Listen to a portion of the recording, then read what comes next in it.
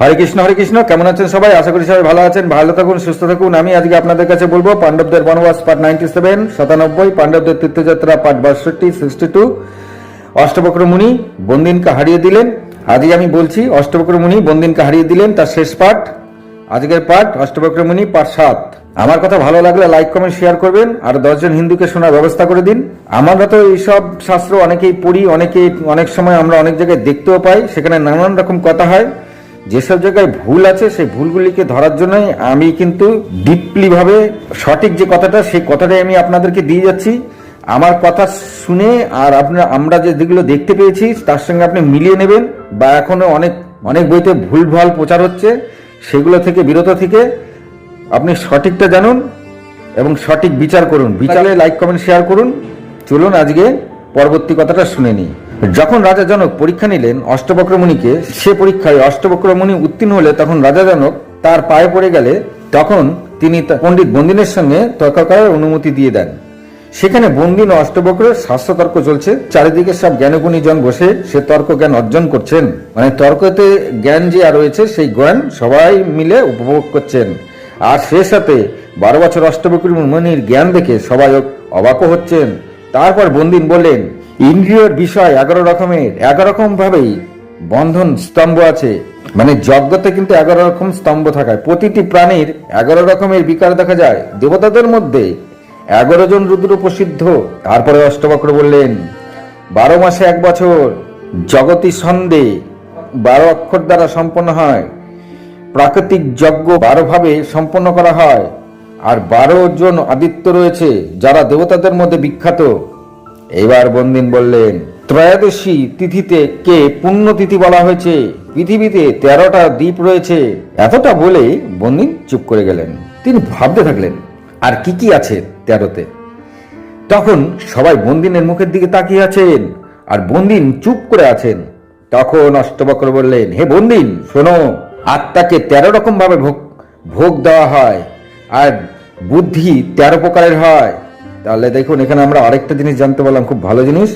বুদ্ধি 13 প্রকারের হয়, আর আদি 13 রকম বিঘ্ন ঘটায়। এই বলে অষ্টবক্র মুনি তার মুখের দিকে তাকালেন, যদি তিনি 14 কিছু বলেন, কিন্তু না, বন্দিন চুপ করে আছেন।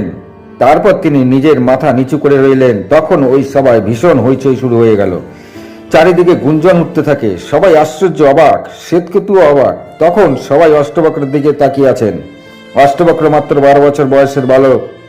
তারপর সবাই অষ্টবক্রের জয় জয়কার করতে থাকেন। বহুকাল এই বন্দিন সবার মনে ভয় ধরিয়ে রেখে দিয়েছিলেন। কেউ সাহস করে তার সঙ্গে তর্ক করতে যেতেন না। উনি জল সমাধি দিয়ে দিতেন। আজ তিনি পরাস্ত হয়েছেন, তাও এক বালকের কাছে। এখানে সনাতনী ভাই বোনেরা খুব মন দিয়ে শুনবেন। এই যে বন্দিনের কথা বলা হচ্ছে, আমি যে বন্দিনের কথা শুরু থেকে বলে যাচ্ছি, আসলে এই বন্দিন কে ছিল সেটা কিন্তু আপনাদের জানানো হয়নি। আসলে এই বন্দিন কে ছিল? এই বন্দিন ছিলেন বরুণ দেবের পুত্র। তাহলে তিনি সবাইকে হেরে গেলে জল সমাধি দিয়ে দিচ্ছিলেন কেন? এরও একটা কারণ আছে। অন্য কোথাও যখন কথা উঠবে তখন আমি আপনাদেরকে বলে দেব কেন বন্দিন হেরে যাওয়া ঋষি মুনিদের জল সমাধি দিয়ে দিচ্ছিলেন। এখানে বন্দিন নিজের পিতা বরুণ দেব 12 বছরের একটি যজ্ঞ রেখেছিলেন, যেখানে সর্বশ্রেষ্ঠ তিলকের যারা শ্রেষ্ঠ মুনি ঋষি তাদের দিয়ে তিনি সেই যজ্ঞ সম্পন্ন করাবেন। সেই কারণে বরুণের পুত্র এই বন্দিন রাজা জনকের কাছে এসে তিনি সেখান থেকে শ্রেষ্ঠ মুনি ঋষিদের নিয়ে ওই জল সমাধির নামে তিনি বরুণ লোকে পাঠিয়ে দিচ্ছিলেন, সেখানে তাদের যেন তার পিতার যে 12 বছরের যজ্ঞ সেই 12 বছরের যজ্ঞ সমাপ্ত করতে পারে। শ্রেষ্ঠ মুনি ঋষিদের বেছে বেছে বন্দিন পাঠাচ্ছিলেন। এই ছিল মেইন ফ্যাক্টর।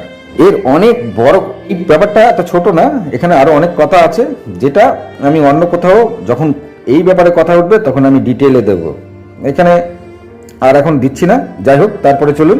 তারপরে অষ্টবক্র মুনিকে সবাই ফুল ছিটাতে লাগলেন। না জানি আজ তার পিতৃগণেরা কত সুখী হলেন, মানে অষ্টবক্র মুনির পিতৃগণেরা কত সুখী হলেন তার জ্ঞান দেখে। তারপর সেখানে থাকা সমস্ত মুনি ঋষি ও ব্রাহ্মণরা হাত জোর করে অষ্টবক্রের বন্দনা করতে থাকলেন। এখন অষ্টবক্র নিজের মুখ খুললেন, বললেন, হে ব্রাহ্মণগণ, আজ আমি এই অহংকারী বন্দিনকে পরাস্ত করেছি। এই অত্যাচারী পাপী মেধাবী পণ্ডিত না জানি কত পুণ্যাত্মা মুনি ঋষি ব্রাহ্মণকে এই সরোবরে ডুবিয়ে মেরেছেন। তাই আমি আজ্ঞা দিচ্ছি, এই অত্যাচারী বন্দিন যেমন করে সকলকে জলে ডুবিয়ে রেখেছেন, জলে ডুবিয়ে মেরেছেন, একেও ঠিক সেইভাবে জলে ডুবিয়ে মারা হোক। তার কথা শুনে সবাই চুপ করে রইলেন। রাজা জনকও চুপ করে রয়েছেন এবং স্তম্ভিত হয়ে বসে আছেন। তিনি কি বলবেন আর কি বলবেন না ভেবেই পাচ্ছিলেন না। কে এই বালক? তিনি ভারী আশ্চর্য মনে অষ্টবক্রকে দেখেই যাচ্ছিলেন। তখন অষ্টবক্র রাজার মুখের দিকে তাকালেন। তিনি কেন এখনো এই বন্দিনকে জলে ডুবিয়ে মারার আজ্ঞা দিচ্ছেন না? তিনি রেগে যেতে থাকলেন। রাজা, আজ্ঞা দিচ্ছেন না কেন? অষ্টবক্র মুনি বললেন, হে রাজন, আপনি এখনো কেন চুপ করে আছেন? আপনি এখনো কেন ওই অত্যাচারী বন্দিনকে জলে ডুবিয়ে মারার আজ্ঞা দিচ্ছেন না? তখন রাজা জনকের সম্বিত ফিরে পান। তিনি তখন হকচকিয়ে উঠেন এবং সম্বিত ফিরে পান। মানে তিনি একদম স্তম্ভিত হয়েছিল অষ্টবক্র মুনির ওপরে। তিনি ভেবেই যাচ্ছেন, এই বালক কি, কোথা থেকে এলো? নানান চিন্তা তার মাথায়। আসলে কি তিনি বালক না কোনো ভগবান? তিনি এই নিয়ে স্তম্ভিত হয়েছিলেন। যখন অষ্টবক্র মুনি এই রাজন এখনো আজ্ঞা দিচ্ছেন না কেন, এতে তিনি সম্বিত ফিরে পান। হে ব্রাহ্মণ, তখন তিনি বলছেন, হে ব্রাহ্মণ, আপনি সাক্ষাৎ ব্রহ্মা, এর জন্য আমি আপনার এত রাগ সহ্য করে আছি। মানে এই যে অষ্টবক্র মুনি কথা বলছেন রাজার সাথে, তাও রাগত স্বরে। রাজা তো সে, রাজা জনক তো রাজা, আর বন্দিন একটা সামান্য ব্রাহ্মণ। তিনি এত হুঙ্কার দিয়ে এত রাগত স্বরে কথা বলছে, রাজা জনক কিন্তু সেগুলো হজম করে নিচ্ছে। কেন? তিনি বলে দিলেন যে আপনি সাক্ষাৎ ব্রহ্মা, আমার তাই মনে হয়, তাই আপনার এত রাগ আমি সহ্য করছি। আপনার আজ্ঞা আমি শুনেছি আর আমি আজ্ঞা দিচ্ছি। তখন বন্দিন সবই শুনছিলেন। বন্দিন সেখানে দাঁড়িয়েছিলেন মাথা নিচু করে এবং পাশ থেকে তিনি সবই শুনছিলেন। তখন বন্দিন বললেন, আপনার আজ্ঞা শিরোধার্য, আমি আপনার আজ্ঞা স্বীকার করছি। বন্দিন রাজা জনককে বললেন, আমি আপনার আজ্ঞা স্বীকার করছি, এতে আমার উপকারই হবে। আমি আমার পিতার দেবকে দেখতে পাবো, তাকে দেখার জন্যই বহুকাল আমি উদ্গ্রীব হয়েছিলাম। মানে এদিকে বন্দিনও চিন্তা করছেন কবে আমাকে কি হারাবে, তারপরে আমি আমার পিতার কাছে ফিরে যাব। তিনি পিতার কাছে ফিরতেও পারছিলেন না, কারণ তিনি পিতার কাছে ফিরে গেলে তিনি আবার মুনি ঋষিদেরকে এখানে আবার ফিরিয়ে দেবেন। এটা ছিল মেন ফ্যাক্টর। এবার যেহেতু তাকে কেউ হারাতে পারছে না, তাই তিনি মুনি ঋষিদেরও ফেরাতে পারছেন না, তিনিও যেতে পারছেন না। এখন তিনি কি বলছেন, যে এটা আমার উপকারী হবে, আমি আমার পিতাকে দেখতে পাবো, তাকে দেখার জন্য আমি বহুকাল উদ্গ্রীব হয়েছিলাম। তারপরে অষ্টবক্রের দিকে তাকিয়ে বললেন এবং দুহাত জোর করে তিনি অষ্টবক্রকে নমস্কার দিয়ে বললেন, হে অষ্টবক্র, আপনি মহান, সূর্যের সমান আপনার মেধা, জ্ঞানে পরিপূর্ণ আপনি। বন্দিন কি বলছেন? বন্দিন বরুণ দেবের পুত্র ছিল। তিনি বলছেন, আপনার মেধা জ্ঞান একদম সূর্যের সমান পরিপূর্ণ, অগ্নির মতন আপনার তেজ। আমি আপনাকে প্রণাম করি। আমি আজ ভীষণ খুশি, তাই আমি আপনাকে বরদান দিচ্ছি।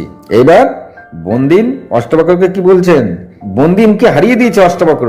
এই বন্দিন বলছেন, এতে আমি ভীষণ খুশি, কারণ সে এখন তার পিতার কাছে ফিরে যাবে। তাই বলছে, আমি আপনাকে বরদান দিচ্ছি, যেমন আমি আমার পিতার কাছে মিলিত হব, তেমনি আপনি আপনার পিতা কহরকে জীবিত ফেরত পাবেন। তার সঙ্গে আজই মিলন হোক। আর সেই সাথে যত মুনি ঋষি ব্রাহ্মণকে আমি জল সমাধি দিয়েছিলাম, তাদের সবাইকে আমি ফিরিয়ে দিচ্ছি। তারপরে অন্য ঋষিদের সঙ্গে ওই সরোবর থেকে অষ্টবক্রের পিতা কহর বেরিয়ে এলেন।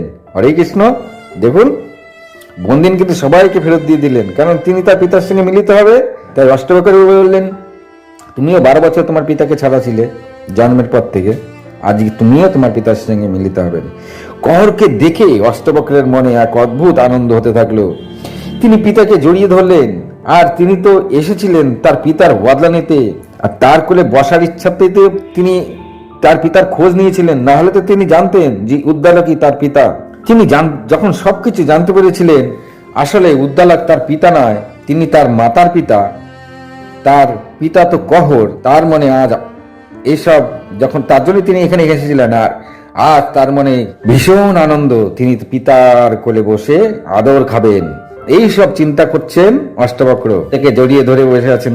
আসলে অষ্টবক্র মুনি যত জ্ঞানী হোক, সে তো 12 বছরের বালক, আর তার পিতার কোলে বসার জন্যই তো তার এত কিছু। আজ এই পর্যন্তই। ভালো লাগলে লাইক কমেন্ট শেয়ার করুন, আরো 10 জন হিন্দুকে শোনার ব্যবস্থা করে দিন। আপনারা লাইক কমেন্ট করলে আরো 10 জনের কাছে এই ভিডিওটা যাবে।